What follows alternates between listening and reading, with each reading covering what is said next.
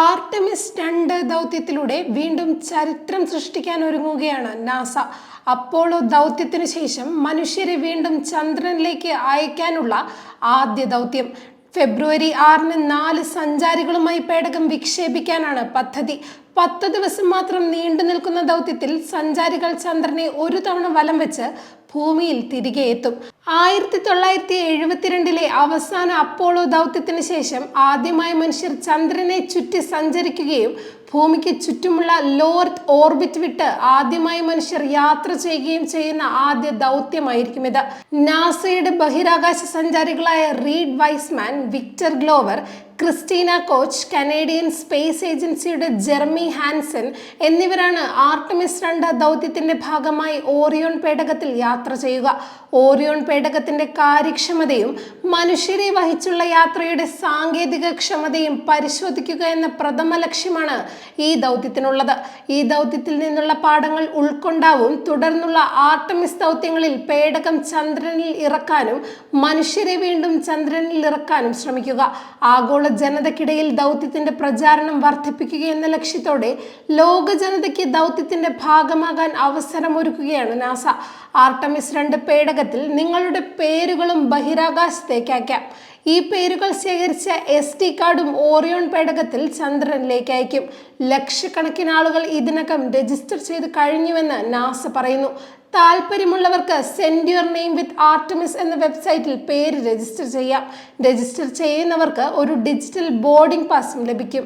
ഭൂമിയുടെ ഘടനയിൽ വലിയ രീതിയിൽ മാറ്റം വരുമെന്ന് ശാസ്ത്രലോകം. ആഫ്രിക്കൻ ഭൂഖണ്ഡം ക്രമേണ വിഘടിക്കുമെന്ന് ശാസ്ത്രജ്ഞർ മുന്നറിയിപ്പ് നൽകുന്നു. അതോടൊപ്പം പുതിയ സമുദ്രമുണ്ടാകാൻ സാധ്യതയുണ്ടെന്നും പഠനങ്ങൾ പറയുന്നു. മാഗ്മയ്ക്ക് മുകളിലെ ടെക്ടോണിക് പ്ലേറ്റുകൾ പതിയെ അകലുന്നുവെന്ന് ഇവ ആഫ്രിക്കൻ ഭൂഖണ്ഡത്തെ 2ആയി വിഭജിക്കുമെന്നുമാണ് മുന്നറിയിപ്പ്. വിർജീനിയ യൂണിവേഴ്സിറ്റിയിലെ ശാസ്ത്ര സംഘത്തിൻ്റെതാണ് പഠനം. അഫാർ മേഖലയിലെ ഭൂമിയുടെ പുറംതോട് ഇതിനകം തന്നെ വളരെ നേർത്തതാണ്. ചില ഭാഗങ്ങൾ സമുദ്രനിരപ്പിന് താഴെയാണ്. വിള്ളലിന്റെ 2 ശാഖകൾ ഇതിനകം ചെങ്കടലിലും ഏദൻ ഉൾക്കടലിലും മുങ്ങിയ അവസ്ഥയിലാണ്. ഈ പ്രദേശങ്ങൾക്കിടയിലുള്ള ഭൂമി കൂടുതൽ മുങ്ങുമ്പോൾ കടൽ വെള്ളം നിറയാൻ തുടങ്ങും. ക്രമേണ പരസ്പരം അകലുന്ന പ്ലേറ്റുകൾക്കിടയിലെ വിള്ളലിൽ ഒരു പുതിയ സമുദ്രം രൂപപ്പെടും. വിള്ളലിന്റെ വടക്കൻ ഭാഗത്ത് ഫലകങ്ങളുടെ വേർതിരിവ് താരതമ്യേന വേഗത്തിലാണെന്ന് ശാസ്ത്രജ്ഞർ നിരീക്ഷിച്ചിട്ടുണ്ട്.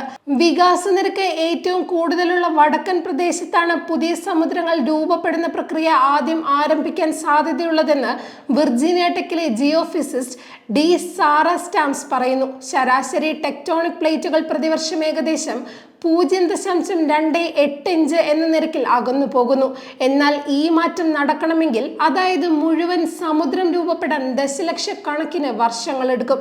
ദശലക്ഷക്കണക്കിന് വർഷങ്ങളെടുക്കുമെങ്കിലും മന്ദഗതിയിലുള്ള മാറ്റം പോലും മനുഷ്യജീവിതത്തെ വേഗത്തിൽ ബാധിക്കുകയും ഭൂകമ്പങ്ങളുടെയും അഗ്നിപർവ്വത പ്രവർത്തനങ്ങളുടെയും സാധ്യത വർദ്ധിപ്പിക്കുമെന്നും ശാസ്ത്രജ്ഞർ മുന്നറിയിപ്പ് നൽകുന്നു. ഭൂമിയുടെ പുറംതോടിൽ ഏകദേശം 15 മുതൽ 20 വരെ ടെക്ടോണിക് പ്ലേറ്റുകൾ അടങ്ങിയിരിക്കുന്നു. അവ ഭൂമിക്ക് താഴെയുള്ള ഉരുകിയ മാഗ്മയിൽ പൊങ്ങിക്കിടക്കുന്ന അവസ്ഥയിലാണ്. ഭൂമിക്കുള്ളിൽ നിന്ന് ഉയർന്ന ചൂടുള്ള വസ്തുക്കളുടെ നിരയായ മാന്റിൽ പ്ലൂം അഫാർ മേഖലയ്ക്ക് താഴെയുണ്ടെന്ന് ഭൂമി ശാസ്ത്രജ്ഞർ വിശ്വസിക്കുന്നു. ഈ ചൂട് മുകളിലെ പുറംതൊടിനെ ദുർബലപ്പെടുത്താനും അതിനെ വേർപെടുത്താനും കാരണമാകും. ഇതുമൂലം ആഫ്രിക്കയുടെ ഭൂമിശാസ്ത്രപരമായ ഘടന ക്രമേണ മാറിക്കൊണ്ടിരിക്കുന്നുവെന്നും പറയുന്നു.